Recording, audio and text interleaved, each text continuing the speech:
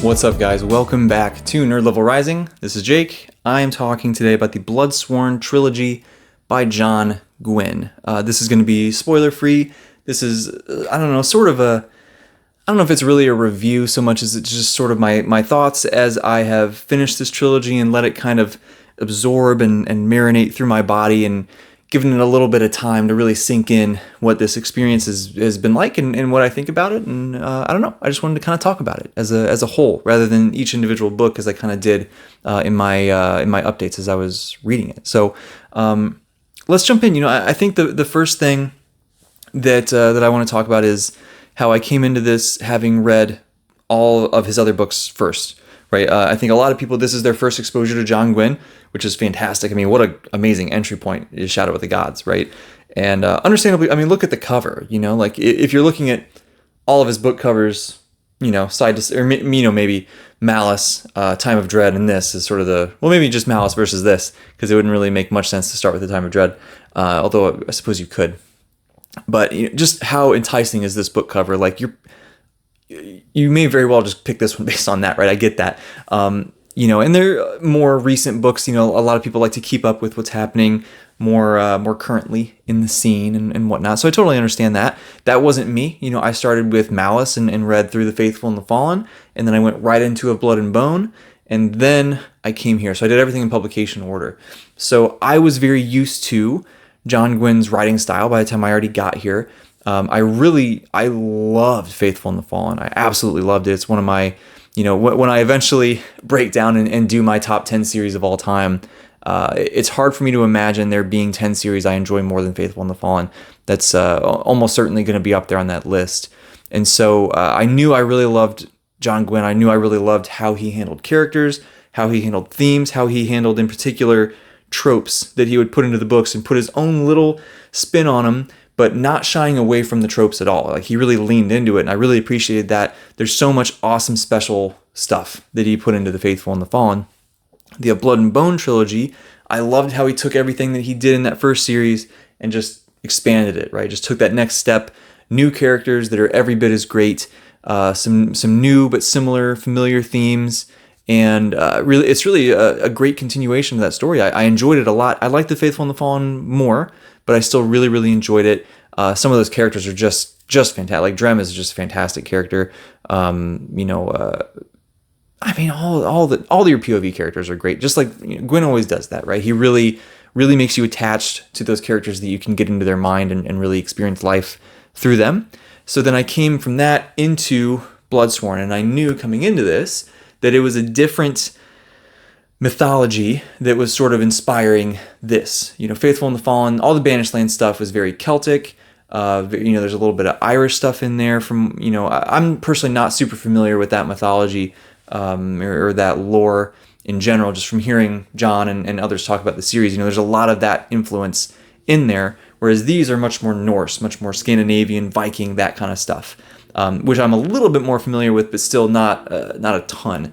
And so I was expecting it to be quite different. I was hoping that it would be quite different and that it would feel very separate from his other books. And I came in and I read Shadow of the Gods and I loved it. I absolutely loved it.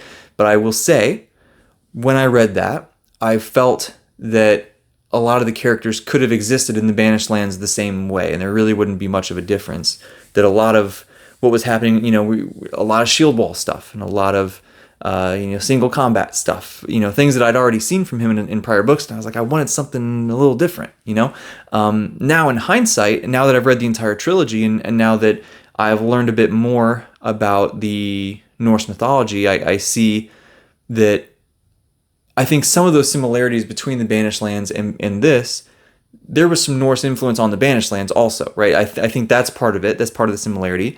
But I think I also now in retrospect can see the differences much better, having read the entire trilogy now. So I might amend some of my slight critiques that I had for Shadow a few months ago when I read that.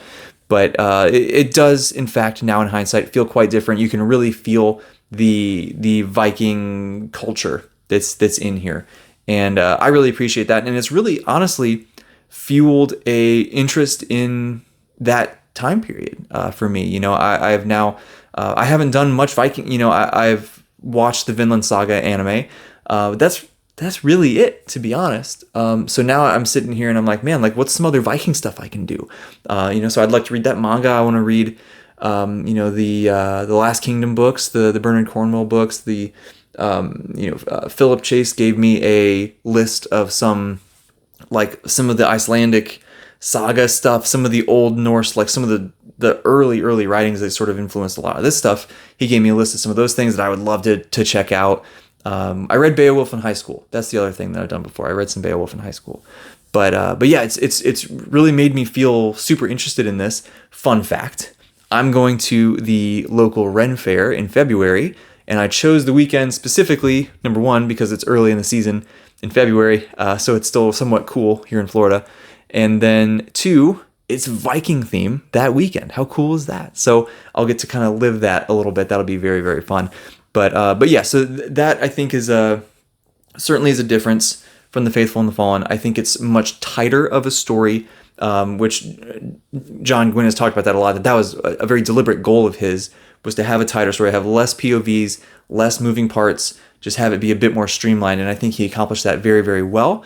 It feels very streamlined. I don't mean that in a bad way whatsoever. As somebody who loves huge, sprawling, almost annoyingly big epic things. I love Malazan and Stormlight and Wheel of Time and all this stuff.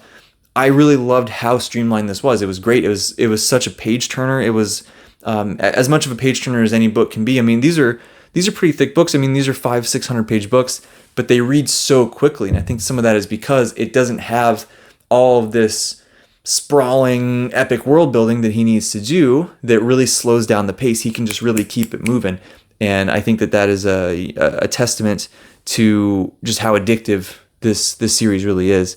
The other thing I think that John has really evolved as a writer is his writing style in general. Just the quality of his writing. I think Malice is fantastic. I don't think that his prose, his ability, his craft was poor in any way in Malice. I think it was awesome. And from what he has said in interviews, that it took him a long time to kind of build to that, many drafts of that book and a lot of editing. But I thought it was quite strong. But nonetheless, I do think he has improved over time in how he does those things. And particularly in Hunger of the Gods, I think we reach this point in his craft where it's truly impressive. What he's doing and the way that he's using language and the way that he is exploring, character depth and, themes and all that kind of stuff. It has always been good, but it just really feels like he leveled up in a sense with this trilogy compared to the earlier stuff, which is what you would hope to see, right? From any artist, you would hope to see that their skill level in the craft increases over time. And, maybe the story itself is more or less preferable to you personally, but at least the writing craft, that stuff, the bones of it, continues to level up over time. And I think he very much did that. So if you've read his earlier stuff, I think that you can jump into this and you can certainly expect that it's something that is different and unique, but it does have a lot of that classic Gwynne stuff that you know and love, which are some of the themes, right? He does explore some new themes in this, but I think he does a lot of the traditional Gwynne things that you would probably expect at this point.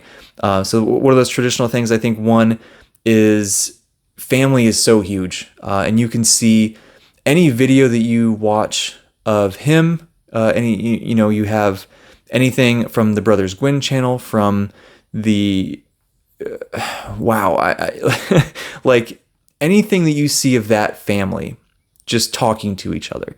It is so clear how important family is to them, how much they love each other. It's just so amazing and pure and it's awesome. And that really bleeds into the books. I think that, Gwynne does such a fantastic job of portraying that from not just like blood family stuff, but also from found family. And that's such a big thing that he did in The Faithful and the Fallen, was that found family. That's something that most people take away from that. That's in here too, right? We see that a lot with this outsider coming into this new group and how they just are embraced into that community, and it really becomes true love and family between them. And I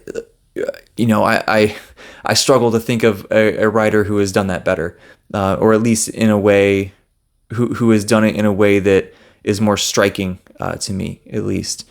And we also see just the blood family stuff. For example, book one really kicks off a lot with Orca, and we see a lot of motherhood and how that is sort of portrayed through this story, and that's amazing too, right? Just the way that he can really show the bonds, the importance, the love, the pain, the passion in all ways that comes from family, whether it's blood family, found family, whatever. Like it just leaps off the page, man. It's so impressive how he is.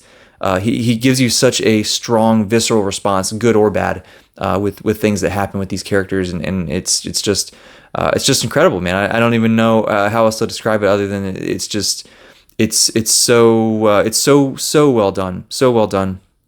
And the idea of the authenticity, I think, is another big thing that Gwynne really does extremely well. You see all this with the small details, and he talks about this a lot with him doing Viking reenactment, that there's a lot of small details with putting on chainmail, with holding a shield, with what does it sound like when an axe hits a wooden shield, and or when it hits the metal rim, all these things that allows him to really bring an authenticity to the battle scenes, to the battle prep scenes, all that kind of thing. I love that. That's definitely here as well. The heart that just permeates all of his other books, that's absolutely here. I think it's even amplified here compared to what he's done previously. And all those things that and love from him are 1000% in this story.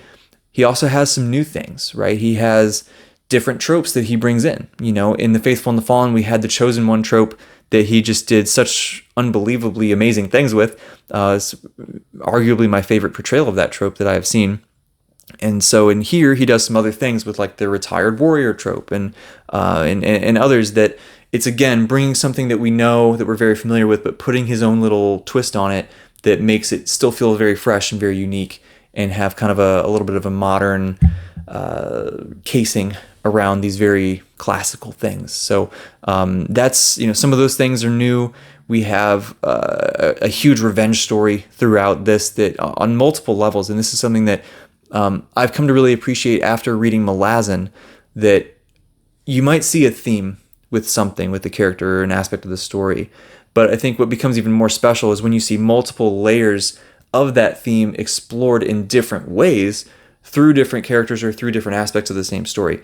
And I think that is so cool and so fun to look for. And we see that here. There's a lot of stuff.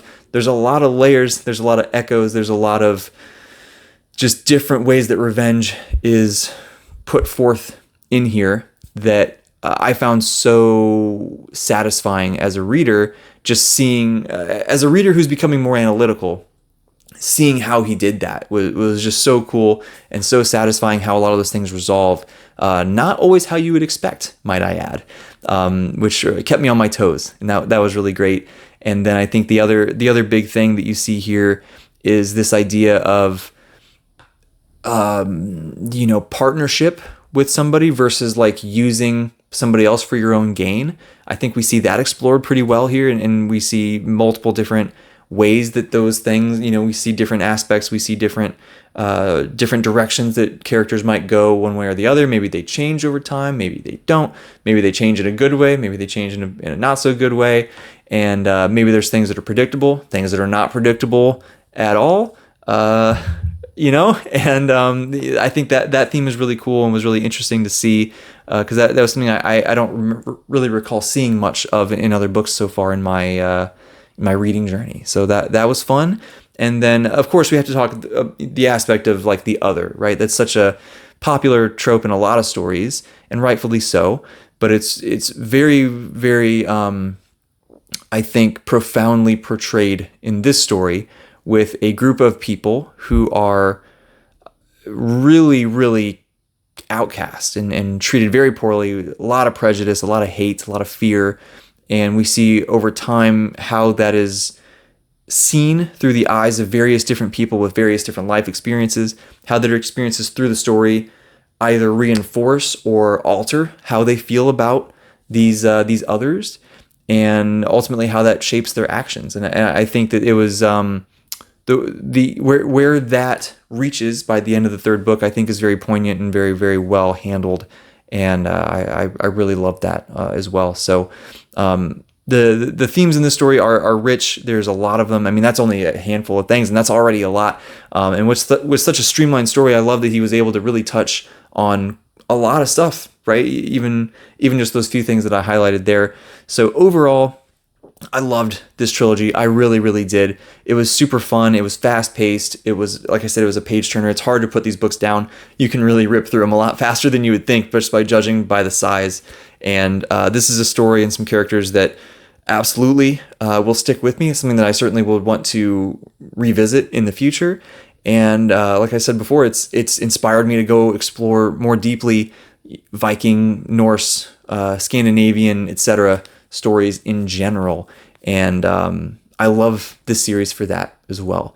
So let me know in the comments, have you read this? What did you think? Keep it spoiler free, please, but let me know what you thought. You know, are you similar to me? Do you disagree? Do you think I'm off base on anything? I'd love to hear it. If you want to hear a spoiler discussion on this, there's a video on Philip Chase's channel with John Gwynne himself, with the brothers Gwynne, with Sam Not So Wise, I believe is his name, who all of those guys together had such an awesome non-spoiler and then spoiler-filled discussion on this series that if you want spoiler stuff, go check that video out. It is just fantastic. And John's done a bunch of awesome interviews recently about, you know, Fury of the Gods, but just this whole series in general that I would highly recommend checking out as well. He is just such an amazing human being, and I'm very grateful that he is into this stuff and that he's a big fantasy nerd like the rest of us, because without that, we wouldn't get these awesome stories. And how sad would that be? So hit me up in the comments. Leave me a thumbs up on the video. If you like this, you haven't really been to the channel before, maybe you hit that subscribe button. I don't know, right? Could be nice. I love seeing the community grow. I love meeting more of you guys. I love talking to more of you guys. It's always so fun. Otherwise, I hope you have an awesome rest of your week. I will see you in the next video.